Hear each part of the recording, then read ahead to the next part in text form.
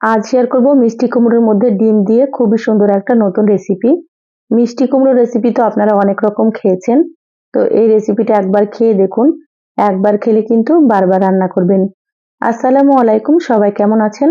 আশা করছি সকলে ভালো আছেন। আবারও একটা নতুন রেসিপি নিয়ে আপনাদের মাঝে চলে আসলাম। তো অবশ্যই স্কিপ না করে পুরো রেসিপি দেখে নেবেন। আশা করছি রেসিপিটা আপনাদেরকে খুবই ভালো লাগবে এবং সহজ মনে হবে। তো চলুন রেসিপি শুরু করি। এখানে দেখুন মিষ্টি কুমড়ো কেটে নিয়েছি। তো এখানে আমি প্রায় 300 গ্রাম মতো মিষ্টি কুমড়ো নিয়েছি। মিষ্টি কুমড়োগুলোকে এইভাবে ছোট ছোট করে কেটে নিয়েছি। দেখেই বুঝতে পারছেন এইভাবে করে কেটে নিতে হবে। কুমড়োগুলো কেটে নেওয়ার পরে খুব ভালোভাবে ধুয়ে পরিষ্কার করে নিয়েছি। এবার এখানে দেখুন নিয়েছি একটা ডিম। তো এই ডিম দিয়ে রেসিপিটা করব। ডিমটা এবার সাইডে রেখে দিচ্ছি। এবার গ্যাস অন করে কড়াই দিয়ে দিলাম। কড়াই দিয়ে দিচ্ছি সরষের তেল 2 টেবিল চামচ। এবার তেলটাকে মিডিয়াম গরম করে নেব। এখানে আপনারা সরষের তেলের পরিবর্তে সয়াবিন তেল দিয়েও রান্না করতে পারেন। দেখুন তেল মিডিয়াম গরম হয়ে গিয়েছে। এবার আমি এখানে মিষ্টি কুমড়োগুলো দিয়ে দিচ্ছি।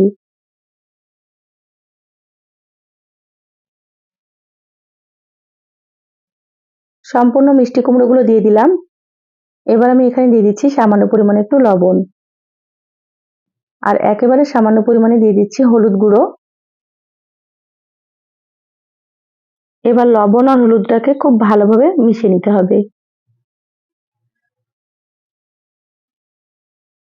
খুব ভালোভাবে নেড়েচেড়ে মিশিয়ে নিলাম। এবার আমি গ্যাসের আঁচ মিডিয়ামে রেখে কুমড়োগুলোকে খুব ভালোভাবে ভেজে নেব।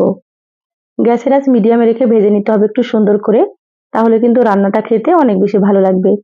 আর অবশ্যই কিন্তু আপনারা কুমড়োগুলোকে ভেজে নেবেন।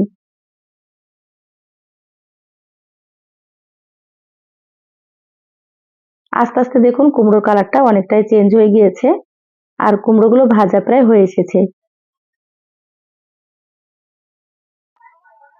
কুমড়োগুলো ভাজা হয়ে গিয়েছে, এইভাবেই ভেজে নেবেন। এবার আমি প্লেটে তুলে নিচ্ছি। এইভাবে তেল ঝরিয়ে তুলে নেব। যারা ভিডিওটি ইউটিউব চ্যানেল থেকে নতুন দেখছেন, প্লিজ চ্যানেলটা সাবস্ক্রাইব করে চ্যানেলের সাথেই থাকবেন। যারা ফেসবুক পেজ থেকে ভিডিওটি দেখছেন, একটা লাইক দিয়ে পেজটা ফলো করে রাখবেন। তাতে করে আমি যখনই ভিডিও আপলোড করব আপনারা সবার প্রথমে নোটিফিকেশন পেয়ে যাবেন। কুমড়োগুলো তুলে প্লেটে রেখে দিলাম। এবার ওই তেলের মধ্যে দিয়ে দিচ্ছি সামান্য একটু কালো জিরা। মিষ্টি কুমড়ো রান্নাতে কালো জিরাটা দিলে ফ্লেভারটা কিন্তু খুবই ভালো লাগে, আর খেতেও কিন্তু খুব সুন্দর হয়। এবার কয়েক সেকেন্ড মতো কালো জিরাটা একটু ভেজে নিলাম। এবার দিয়ে দিচ্ছি একটা পেঁয়াজ কুচি। পেঁয়াজটাকে লম্বা করে কুচি করে নিয়েছি। এবার পেঁয়াজগুলোকে নেড়েচেড়ে খুব ভালোভাবে একটু ভেজে নিতে হবে, হালকা লালচে হয়ে আসা পর্যন্ত।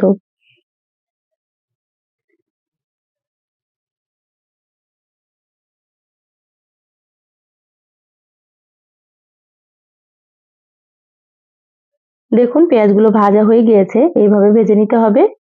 এবার আমি এখানে দিয়ে দিচ্ছি হাফ চা চামচ আদা বাটা, আর দিয়ে দিচ্ছি হাফ চা চামচ রসুন বাটা। এবার এখানে দিয়ে দিচ্ছি হাফ চা চামচ কাঁচামরিচ বাটা। এখানে ঝালটা কিন্তু আপনারা নিজেদের টেস্ট অনুযায়ী দিয়ে দেবেন, আপনারা যেমন ঝাল খেতে পছন্দ করেন। আমি এখানে কাঁচামরিচ বেটে দিয়েছি, আপনারা চাইলে এখানে কাঁচামরিচটা কেটেও দিতে পারেন, বা গুঁড়ো মরিচ দিয়েও রান্না করে নিতে পারেন। এবার মশলাটাকে নেড়েচেড়ে খুব ভালোভাবে একটু ভেজে নেব, যাতে করে মশলার কাঁচা গন্ধটা চলে যায়। তো প্রায় 4 মিনিট মতো মিডিয়াম আঁচে ভেজে নিয়েছি। এবার আমি এখানে দিয়ে দিলাম টমেটো কুচি, দিয়ে দিচ্ছি স্বাদ মতো লবণ। তো এখানে অল্প একটু লবণ দিয়ে দিলাম, যেহেতু কুমড়ো ভাজার সময় লবণ দিয়েছি, লবণটা এখানে একটু কম দিতে হবে। সামান্য একটু দিয়ে দিলাম হলুদ গুঁড়ো, সামান্য পরিমাণে একটু জিরা গুঁড়ো, এখানে আমি হাফ চা চামচের থেকেও কম দিয়ে দিলাম। আপনারা কিন্তু অল্প অল্প দিয়ে দেবেন, যেহেতু আমি অল্প কুমড়ো নিয়েছি সেজন্য মশলাও কিন্তু অল্প লাগবে। সামান্য পরিমাণে একটু দিয়ে দিলাম ধনিয়া গুঁড়ো। এবার দিয়ে দিচ্ছি সামান্য পরিমাণে একটু মরিচের গুঁড়ো। এবার আমি অল্প একটু পানি দিয়ে দিচ্ছি। পানি দিয়ে মশলা খুব ভালোভাবে কষিয়ে নিতে হবে। অবশ্যই কিন্তু আপনারা এখানে একটু পানি দিয়ে দেবেন, না হলে শুকনো মশলাগুলো পুড়ে যাবে। খুব ভালোভাবে একটু নেড়েচেড়ে নিচ্ছি। এবার ঢাকা দিয়ে 5 থেকে 6 মিনিট মশলা খুব ভালোভাবে কষিয়ে নেব, তারপরে ফিরে আসছি।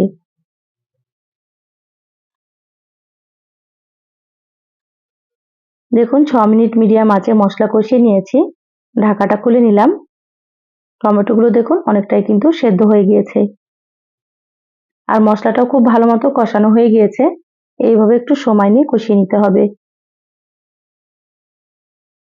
এবার আমি এখানে দিয়ে দিচ্ছি ভেজে রাখা মিষ্টি কুমড়ো। এবার মিষ্টি কুমড়োগুলোকেও খুব ভালোভাবে একটু মশলার সঙ্গে কষিয়ে নেব 2 থেকে 3 মিনিট।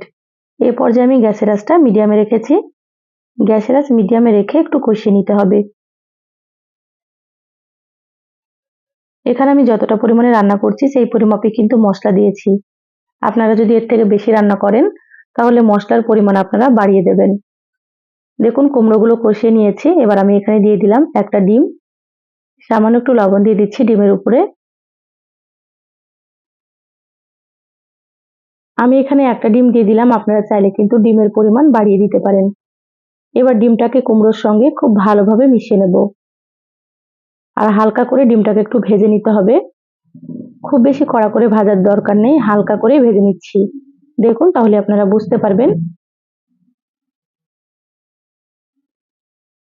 আপনারা চাইলে এখানে ডিমের পরিবর্তে চিংড়ি মাছও দিতে পারেন। চিংড়ি মাছ দিয়েও রান্না করলে কিন্তু খেতে অনেক বেশি ভালো লাগে।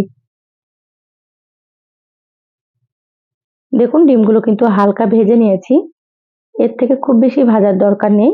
এবার আমি এখানে সামান্য একটু পানি দিয়ে দিচ্ছি। তো এখানে আমি ফুটন্ত গরম পানি দিয়ে দিলাম হাফ কাপ মতো।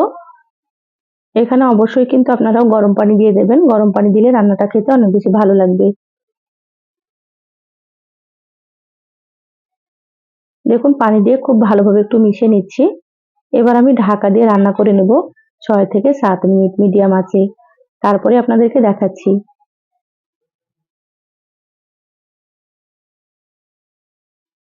দেখুন 7 মিনিট মিডিয়াম আঁচে রান্না করে নিয়েছি। ঢাকাটা খুলে নিলাম। পানিটা একেবারে শুকনো হয়ে গিয়েছে। এইভাবে রান্না করে নিতে হবে। পানি থাকলে কিন্তু খেতে ভালো লাগবে না। এবার আমি গ্যাসের আঁচ বাড়িয়ে আবার একটু ভাজা ভাজা করে নেব।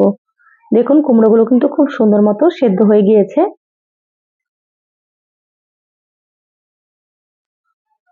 এইভাবে একটু সময় নিয়ে রান্নাটা করে নিতে হবে। দেখুন ভাজা ভাজা করে নিয়েছি। এবার আমি এখানে দিয়ে দিচ্ছি সামান্য একটু ভাজা জিরা গুঁড়ো। এবার ভাজা জিরার গুঁড়োটা খুব ভালোভাবে মিশিয়ে নেব। আপনারা তো মিষ্টি কুমড়োর অনেক রকম রেসিপি খেয়েছেন, তো এইভাবে একবার রান্না করে খেয়ে দেখবেন। একবার খেলে কিন্তু বারবার রান্না করবেন। খেতে এতটাই সুস্বাদু হয়। দেখুন খুব ভালোভাবে নেড়েচেড়ে মিশিয়ে নিলাম। রান্না হয়ে গিয়েছে। এবার আমি গ্যাস বন্ধ করে দিচ্ছি। ঢাকা দিয়ে 2 মিনিট মতো রাখবো। তারপরে আপনাদেরকে আমি দেখাচ্ছি। দেখুন 2 মিনিট পর প্লেটে ঢেলে নিয়েছি। আর দেখতে কতটা সুন্দর হয়েছে দেখুন। খেতেও কিন্তু ভীষণ ভালো লাগে। তো একবার অবশ্যই এভাবে আপনারা রান্না করে খেয়ে দেখবেন। গরম ভাত, রুটি, পরোটা সবকিছুর সঙ্গেই ভালো লাগবে খেতে। তো রেসিপিটা কেমন লাগলো চ্যানেলের কমেন্ট বক্সে কমেন্ট করে জানাবেন। ভালো লাগলে একটা লাইক দিয়ে ভিডিওটা আপনারা শেয়ার করে দিবেন। সবাই ভালো থাকবেন, সুস্থ থাকবেন। দেখা হবে নতুন রেসিপিতে। ধন্যবাদ সবাইকে। আল্লাহ হাফেজ।